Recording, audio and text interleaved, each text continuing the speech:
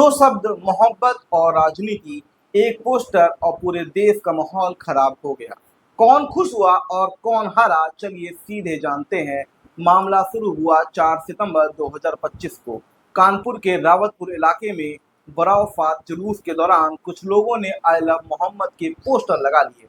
कुछ हिंदू संगठन बोले नई परंपरा है, ये तरीका बिल्कुल गलत है। पुलिस ने तुरंत हस्तक्षेप किया, लेकिन सोशल मीडिया पर आग फैल गई। शहरों में बरेली, कानपुर में झड़पें शुरू हुई और धीरे धीरे कर कर ये माहौल, पूरे देश का माहौल खराब हो गया। गुजरात में भी दंगे भड़कने लगे और लोगों ने आई लव मोहम्मद और आई लव महादेव के नारे और पोस्टर लगाना शुरू कर दिए। अब धीरे धीरे करके कश्मीर से लेकर मुंबई तक देश में माहौल खराब हो गया। पहली बात तो यही है कि संविधान देता है अभिव्यक्ति की आज़ादी का हक। कोई भी इंसान हो जो भारत में रहता है, I love Mohammad, I love India या आई लव महादेव लिख सकता है। ठीक है, किसी को आपत्ति हो सकती है, पर आपत्ति करने का तरीका अलग होता है। हर छोटी बात पर हु हल्ला मचाने वाले, झगड़ा करने वाले ये नहीं जानते कि वो देश को बांट रहे हैं, और देश को बांटने वालों का ये लोग गलती से समर्थन खुद से कर दे रहे हैं। ध्यान रखिए, विरोध हमेशा आम जनता कभी नहीं करती, बल्कि संगठन और नेता से आता है ये छोटे मोटे विवाद। जब मुद्दे खत्म हो जाते हैं और नेता लाइमलाइट नहीं पा पाते, तो वो छोटे विवादों में कूदते हैं। आई लव मोहम्मद ऐसा ही एक विवाद था, जिसमें कुछ नेता कूदे और धीरे धीरे करके माहौल पूरा गर्म कर दिया।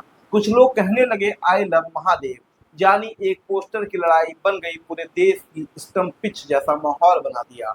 कुछ धार्मिक ग्रंथ के और कुछ धर्म के प्रचारक भी कहने लगे कि ये चीजें गलत हो रही हैं।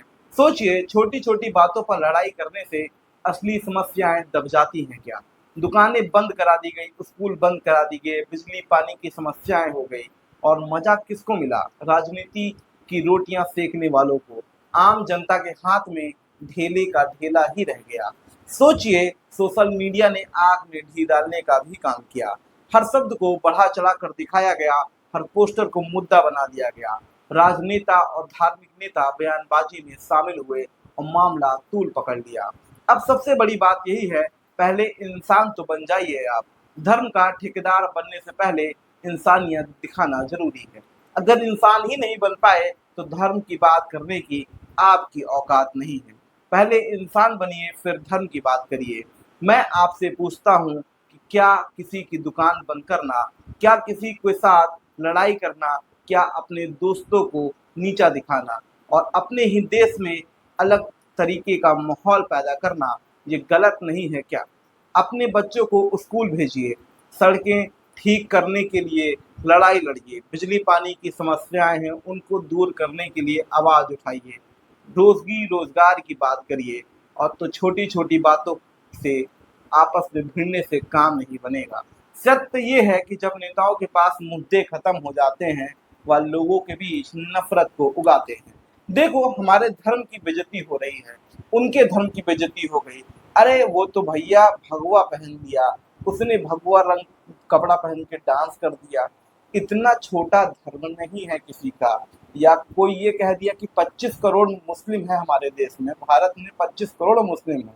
25 करोड़ मुस्लिम को ये दिखाना कि वो छोटे धर्म के हैं या उनके धर्म का अपमान हो रहा है, ये गलत तरीका है। अपनी रोटियां सेकने के लिए किसी धर्म की बुराई करना गलत है, और धर्म की राजनीति करना सबसे बुरा काम है, जो आजकल हो रहा है। और हमारे यहाँ के युवा वर्ग और कुछ लोग इसमें फंसकर उलझ जाते हैं और आपस में लड़कर मरने को तैयार हैं।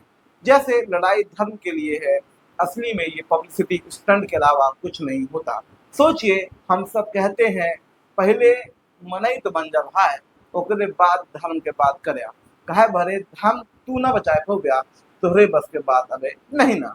क्या करना चाहिए? अभिव्यक्ति की इजाजत है, लेकिन शांति और कानून का ध्यान देना बहुत जरूरी है। नेताओं और संगठनों को आग लगाने से रोकना चाहिए। आम जनता आपस में लड़ाई छोड़कर रोजगार और मुद्दों पर बात करनी चाहिए हमको।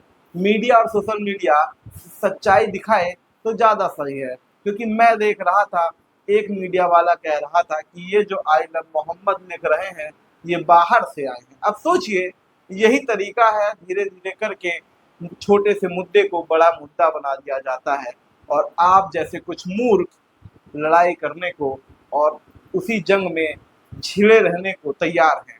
व्हाट्सएप पे कोई भी मैसेज फॉरवर्ड करने से पहले सोचिए और पहली बात तो यही है कि व्हाट्सएप ज्ञान से दूर रहिए और कोई धर्म खतरे में नहीं है, आपका सिर्फ आम इंसान ही खतरे में है, क्योंकि जिस तरह का माहौल चल रहा है आपकी धर्म और देश का सम्मान कहीं ना कहीं गिर जाएगा।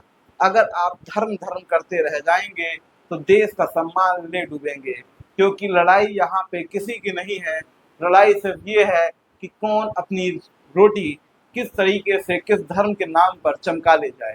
तो ये ध्यान दीजिए कि मुद्दे क्या हैं, मुद्दे हैं क्या और आपको लड़ाया कैसे जा रहा है।